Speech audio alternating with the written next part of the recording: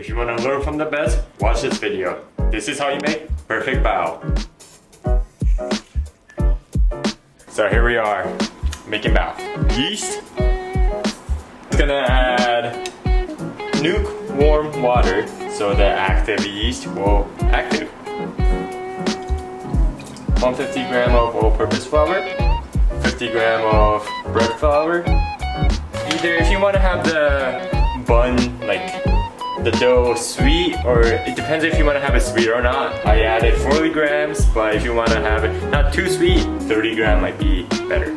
So, sugar, and half of tablespoon of, what is this? Baking powder. Half of tablespoon of oil. A bit of salt. Now you just mix it till the dough shapes like a dough. If you guys haven't seen my shorts, check it out. So what I'm doing right now is developing a gluten by mixing the dough with water, flour, and flour. And the principle is the two monomers, the gliadin and glutenin, get formed by being mixed physically. And honestly, if you overmix it, the gluten will break, so you gotta be careful of that. Pretty good. As I saw in the video, a good bread maker don't get any dough stuck in their hand. Well, I'm not a good bread maker, as you can see. I've been watching my mom make bread all the time, but she never had a bread dough on her hand. I don't understand why. Alright, so once the dough surface is nice and smooth, as you can see, it's not that smooth actually, but this is good enough. You set it for 15 minutes and wait for fermentation to happen. Alright, this is 15 minutes after. Don't know if it grew bigger, but hopefully the fermentation happened. Alright, now what we're doing is we're gonna cut this into pieces. You cannot just like start making the bao right as you rested the first time. Cut this into pieces of I'll say evenly divided 6 might be the best separation. Alright, so we cannot just start making the bao, like put the filling in, because you gotta let the gluten rest in order to like make it stretchy when you like fold it. Rest for another 15 minutes. While we rest, let's start making the filling. While you're making the filling, it's better to start out preparing for the steamer.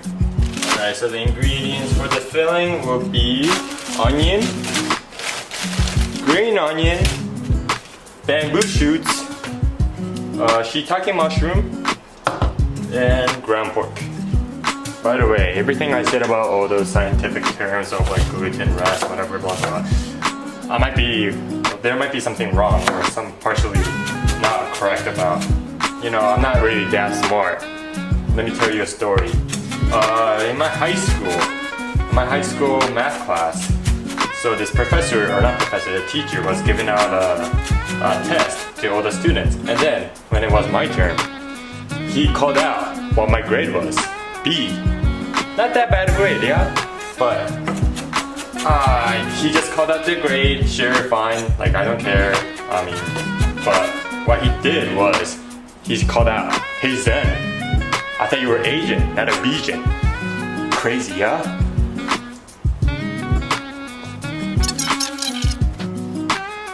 I should be telling how much like bamboo shoots or shiitake mushroom I'm using, but I'm just going for approximate.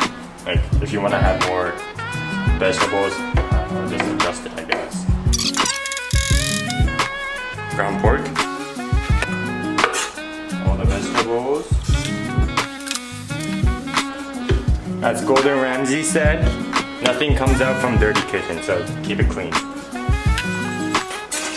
I'm pretty much eyeballing every ingredients, but Chinese style stock base, ginger, sauce, soy sauce, pepper, sesame oil.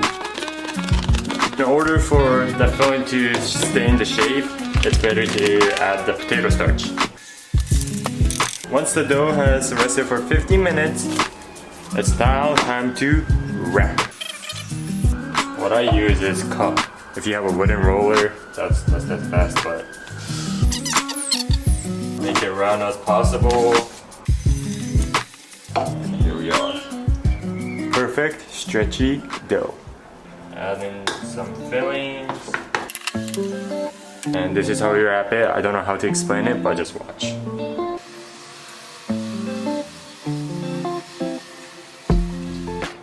Ta-da! Call me the Bao Master.